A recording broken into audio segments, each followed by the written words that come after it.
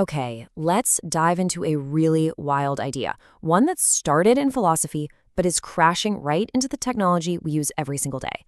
We're going to explore what happens when the line between your mind and your phone just starts to blur. So let me just ask you this right off the bat. It sounds like something straight out of science fiction, but it's a very real debate happening right now. And it's all because of that little device that, let's be honest, is probably in your pocket or in your hand as we speak. I mean, just think about how you get through a normal day. Some stuff, sure, you pull it right out of your own brain. But a massive amount of information, directions, phone numbers, that random fact you need to look up, you just offload it. Your devices hold it for you. So the real question becomes, where does your thinking actually stop and the tool's thinking begin? Now, this isn't just some quirky thought exercise. It's a really powerful philosophical idea. And the craziest part? It was proposed long before we all had smartphones. But it has become unbelievably relevant in the age of AI. That's right. We gotta go all the way back to 1998. Philosophers Clark and Chalmers came up with this pretty groundbreaking concept to help us wrap our heads around our relationship with our tools. They called it the extended mind thesis. So here's the core of it, the really big idea. Your mind might not just stop at your skull. It can actually reach out into the world and incorporate objects, like, say, a notebook or a phone, and make them a literal, functional part of how you think. Okay, I know that sounds a little out there, so to make it crystal clear, let's look at the classic thought experiment they came up with. It's all about a guy named Otto and his trusty notebook, and it just makes the whole idea click. So meet Inga and Otto. They both want to go to the museum. Inga thinks for a second, remembers it's on 53rd Street, and off she goes. Pretty standard. But Otto has Alzheimer's, so he carries a notebook with him everywhere. When he wants to go to the museum, he just pulls out the notebook, looks up the address, and he also heads to 53rd Street. So here's the question. Functionally, what's the real difference? The argument is that for all intents and purposes, the notebook is acting as Otto's memory.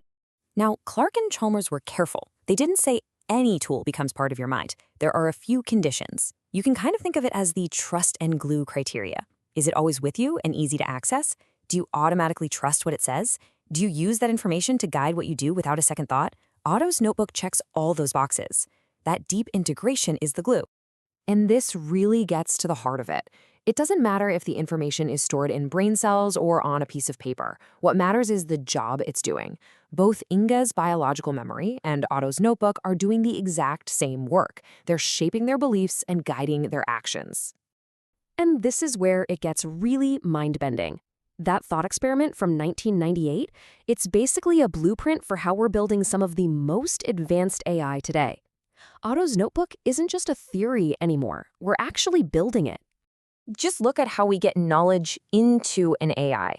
It turns out the two main methods are almost a perfect mirror of Inga's internal brain versus Otto's external notebook.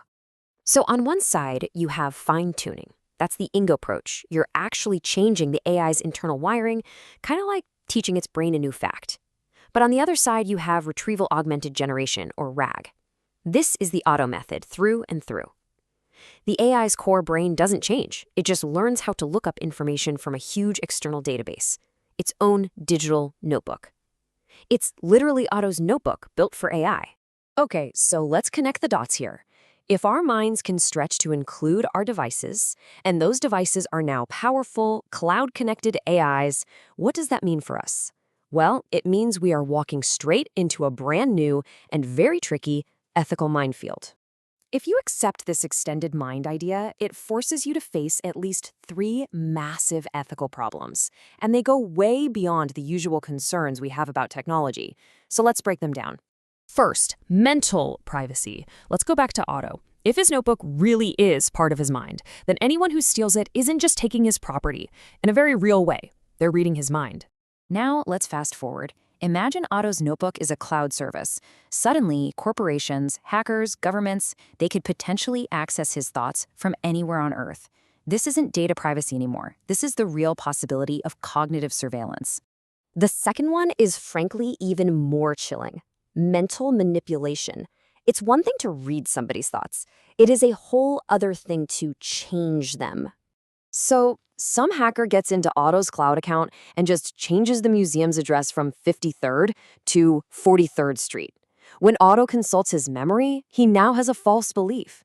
The hacker didn't just edit a line of code, they directly manipulated the machinery of Otto's mind to alter what he believes is true. And finally, there's the threat to our own agency and autonomy. Our ability to decide for ourselves who we want to be.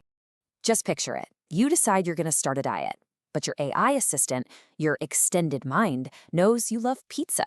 So it starts flooding your screen with ads for your favorite pizza place. The system isn't helping you become a new person. It's actively working against you, trying to keep you stuck in your old patterns, all because it serves the interests of its corporate sponsors, not yours. So as the very circuits of our thoughts become more and more dependent on technology that we don't really control, we have to start asking some pretty fundamental questions about what our future looks like. Our minds are becoming these strange hybrid systems, right? Part biology, part technology. But that tech half is subject to software updates, corporate whims, and ad revenue. So what does it mean when the very machinery of your thought process isn't entirely your own anymore? This has moved way beyond a philosophical puzzle. It's a real urgent question about who we are, what privacy means, and how we stay in control in the 21st century. It's a question all of us need to start thinking about right now.